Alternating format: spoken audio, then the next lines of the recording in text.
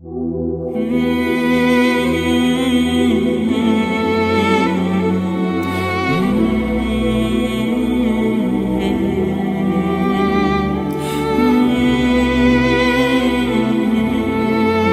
кырсыгынан курман болгондордун саны өтө эле көбөйүп кетти.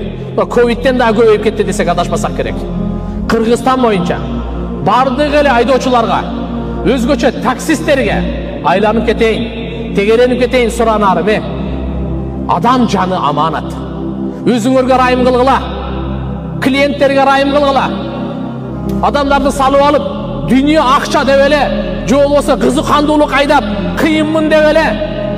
Туган, андай кылбайлычы. Наристелер өлүп атат, аялдар өлүп атат, аталар өлүп атат, агалар, инилер өлүп атат. Канча адамдын көз жашы агылып атат, канча деген жетим калып атат, канча жесир калып атат.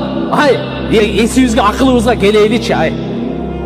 Өлүп баратсак да эле жарым саат кийин жетсек жетербиз, 1 саат кийин жетсек жетербиз. Бир убакта ата бабаларыбыз ат менен эле бул ашуудан тиги ашууга, тиги ашуудан бул ашууга келип жүрбөдү беле? Ушунун бардыгын токтото турган сиздер, биздер.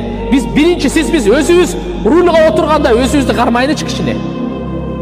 Жин шайтан басып кеткенде эле өзүбүздү кармайлы, башка жаштарыбызга айтайлы, каерде чогулса адамдар айтайлы, эсинде болсун. Клиент болуп отурсаңыз дагы, пассажир болуп отурсаңыз дагы, шопур болуп отурсаңыз дагы, өзгөчө барды кайрылайлы туугандар. Адам жаны аманат экен, өзүңүздү кыйын сезе бербеңиз. Кичине эле учурда канча деген адамдар кырылып калды го.